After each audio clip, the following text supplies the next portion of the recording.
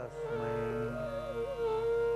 ओम शांती शांती शांती। आज आपण आयुर्वेदाच्या परंपरेविषयी बोलणार आहोत। आयुर्वेदाला फार जुनी म्हणजे अनादी काळापासूनची परंपरा आहे। हा एक पंचमवेद असं समजलं जातं आणि आपले जे 4 वेद आहेत, ऋग्वेद, अथर्ववेद, सामवेद, यजुर्वेद, तसा हा पंचमवेद आयुर्वेद। ब्रह्मदेवाने या आयुर्वेदाची निर्मिती केली आणि पुढे मग तो आयुर्वेद दिला प्रजापतीला, ब्रह्मदेवाने सांगितला।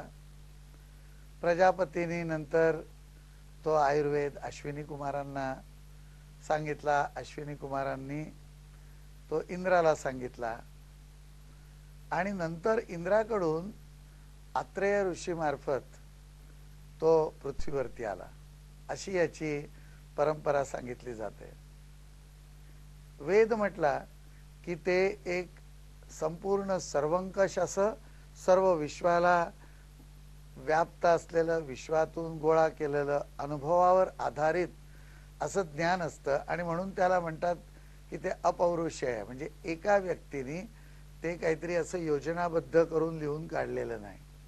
पण तरी सुद्धा आयुर्वेदाची विभागणी जी आहे ती व्यवस्थित करून आयुर्वेद हे जे शास्त्र आहे ते ग्रंथरूपाने व्यवस्थित संकलित केलेलं आहे। अगदी सर्वात पहिला म्हणजे आयुर्वेदातला ग्रंथ जो आहे तो चरक, म्हणजे चरकाचार्यांनी त्याला संस्कारित केलं आणि तो ग्रंथ चरक संहिता या नावाने आपल्याला आज उपलब्ध आहे। त्यानंतर या चरक संहितेमध्ये सर्व शरीरशास्त्र, रोग कल्पना, त्यांचे निदान, इलाज या संबंधीची सर्व माहिती आहे। त्यानंतर येते सुश्रुत संहिता। त्या सुश्रुत संहितेमध्ये संपूर्ण सर्जरी ज्याला आपण म्हणू त्या शल्यकर्माचं अधिक विवेचन सापडतं आणि त्या अनुषंगाने लागणारी सर्व माहिती त्या ग्रंथामध्ये सापडते।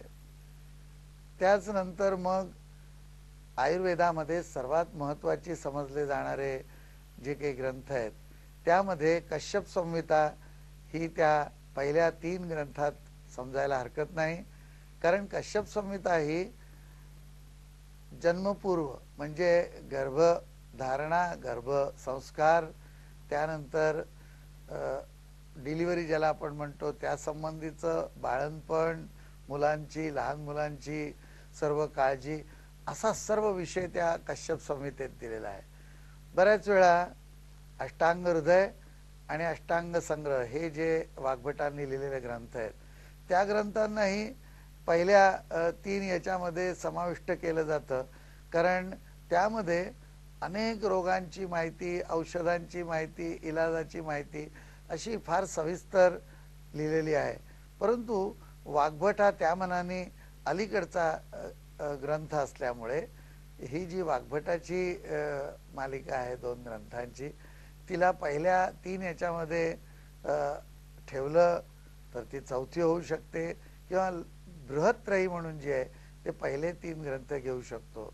त्यानंतरची मग लघुत्रयी म्हणजे त्याच्यामध्ये मग माधव निदान आहे आणि हे जे 3 नंतरचे ग्रंथ आहेत त्यात एकेका ग्रंथात एक आपल्या औषधी शास्त्र किंवा हे जे संपूर्ण आरोग्याचं शास्त्र आहे त्या संबंधाचे सर्व माहिती दिलेली आहे। तर माधव निदान हे साहजिकच त्याच्या नावावरून कळतं की हे निदानाचं शास्त्र आहे।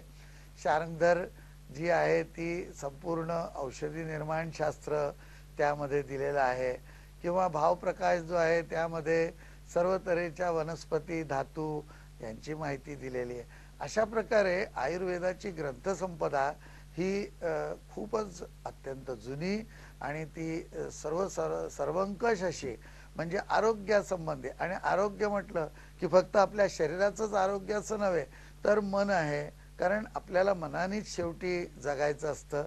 सर्वांशी आपले संबंध येतात आणि मग आत्मसमाधान, झोप या सर्व वैयक्तिक गोष्टी ज्या आहेत तेव्हा काया वाचा म्हणे म्हणतो आपण तसं शारीरिक मानसिक आणि आत्मिक आरोग्याची जेव्हा योजना असते त्यावेळेला आयुर्वेदाने इतका सम्यक विचार करून अत्यंत व्यवस्थितपणे हा विषय मांडलेला आहे. तो अनादिकालापासून चालत आलेला आहे. त्यावेळेला ऋषीमुनींनी त्यावर प्रयोग करूनच हे सर्व शास्त्र लिहिलेलं आहे असं दिसतं. पण त्यानंतर सुद्धा आज हजारो वर्ष त्याचा अनुभव घेत त्या सर्व औषधांचा त्या पद्धतीचा अनुभव घेत अनेक लोकांनी आरोग्याचा अनुभव घेऊन जीवनाचा आनंद लुटलेला आहे. त्यावेळेला बरेच वेळेला असं वाटतं की आरोग्याच्या परंपरेत कुठला रिसर्च नाही किंवा काही प्रयोग केलेले नाही. तसं नव्हे, हे सर्व सप्रयोग सिद्ध झालेलं आणि अत्यंत जीवनाभिमुख असं प्राचीन भारतीय परंपरेतलं शास्त्र आहे.